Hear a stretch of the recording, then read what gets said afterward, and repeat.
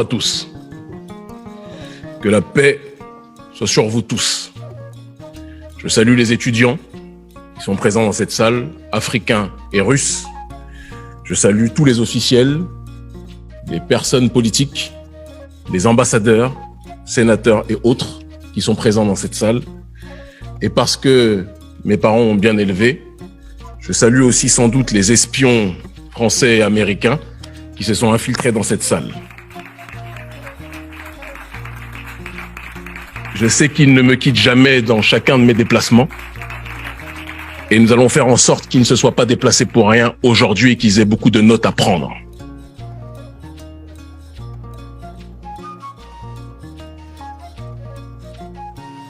En préambule de mon allocution, il est important, je pense, de remercier d'emblée Anatoly Torkounov, le recteur de l'Institut des Relations internationales de Moscou, qui est un établissement légendaire et historique, celui que Henry Kissinger présentait comme le Harvard russe. Nous le remercions ainsi que le vice-recteur, parce que l'initiative d'accueillir cet événement est très importante. Je dirais même plus, elle est déterminante et elle aura des répercussions à court terme, à moyen terme et à long terme dans le cœur et dans l'esprit et dans la vie de millions de gens. J'interviens aujourd'hui. Avant toute chose aussi, je pense qu'il est important de vous demander de vous applaudir pour votre présence aujourd'hui. Donc applaudissez-vous, n'hésitez pas. J'espère que le traducteur ou la traductrice fait bien son travail. J'interviens aujourd'hui en ma qualité de président de l'Organisation révolutionnaire africaine, Urgence panafricaniste, en tant aussi que leader d'opinion, écouté et suivi en Afrique et dans le monde par des millions de gens, et surtout en tant qu'homme noir, allergique, profondément allergique à toute forme de colonialisme et de paternalisme. Mon discours sera différent de celui du président de la CEDEAO qui est actuellement présent à Moscou, Umaro Embalo Sissoko, différent aussi du président de l'époque de l'Union africaine Macky Sall, parce que mon discours sera franc. Seule la franchise peut permettre d'établir un partenariat rigoureux et solide sur la durée entre la Russie et l'Afrique. C'est le manque de franchise qui existe malheureusement entre nos dirigeants africains dans leurs échanges, dans leurs revendications avec les autorités russes qui entraîne parfois que le fait qu'on croit que nous sommes sur un même front alors qu'en réalité, nos dirigeants africains sont pour la plupart trop souvent cooptés par l'élite occidentale. La thématique générale de cet événement était Afrique-Russie, what next? Et ma thématique particulière à l'intérieur de ce forum, de cet événement historique, était le rôle du panafricanisme dans la résistance multipolaire à l'hégémonie et à l'impérialisme d'Occident. Autrement dit, avant de parler, et je le ferai, de la collaboration Afrique-Russie, il est important de parler du passé, du présent et des aspirations futures du peuple africain dans le monde dans lequel nous vivons. Car on ne peut pas comprendre la collaboration et les buts de la collaboration entre l'Afrique et la Russie si on ne comprend pas en priorité les aspirations de chaque partie.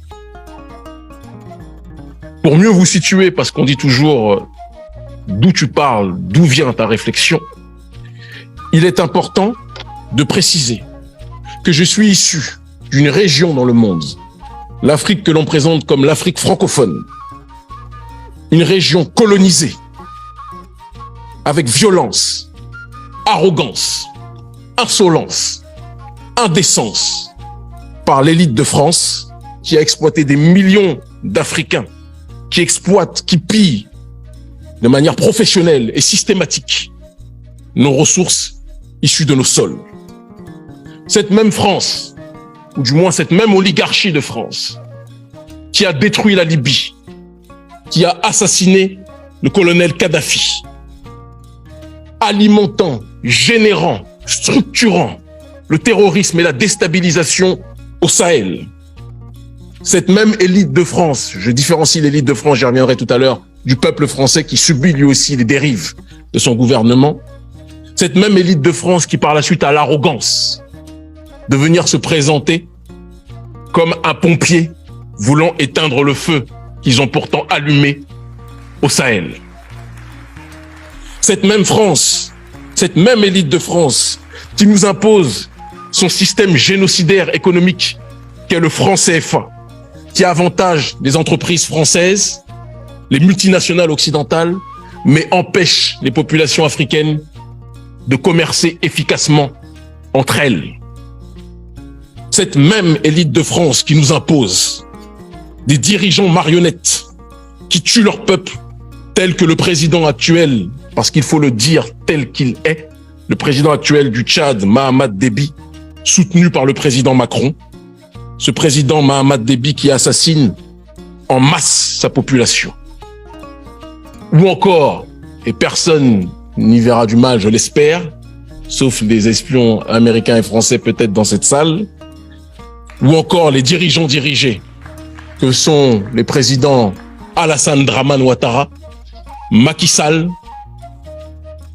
ils sont nombreux, Patrice Talon, Mohamed Bazoum, Umaro Sissoko Embalo et tant d'autres, je ne peux pas tous les citer, la liste est trop longue, qui suivent les intérêts de l'Occident au lieu de suivre les intérêts des masses africaines. Je suis venu, je vous l'ai dit, pour dire la vérité au monde aujourd'hui, et c'est ce à quoi je vais m'employer. Je ne peux pas non plus passer sous silence, quand on parle d'Afrique, parler de sa diaspora, à travers Haïti, qui depuis la bataille de Vertières, a été persécutée, a été isolée, a été humiliée, a été asphyxiée par l'élite occidentale, et notamment, plus particulièrement, l'élite française et américaine qui aime voir notre peuple en bas dans cette région du monde.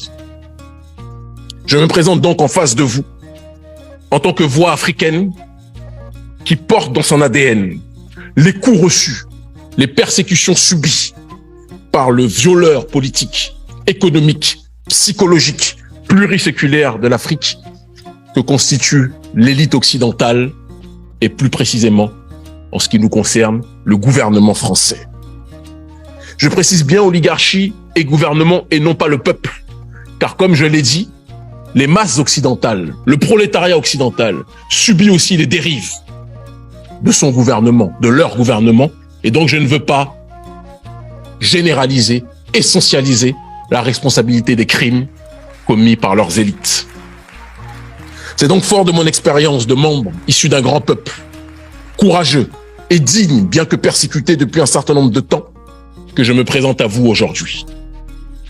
Un peuple qui, parce que arnaqué par les sourires d'anges, alternant avec les coups meurtriers distribués depuis des siècles par l'Occident, n'acceptera plus jamais des partenariats viciés, de gens qui se présentent comme des amis alors qu'ils ne sont là que pour nous dépouiller. J'espère que la traduction fonctionne. Cette attitude de méfiance s'adresse à tous nos partenaires potentiels sans exception. Aucun peuple ne peut fonctionner dans l'autarcie et donc nous avons tous besoin les uns des autres.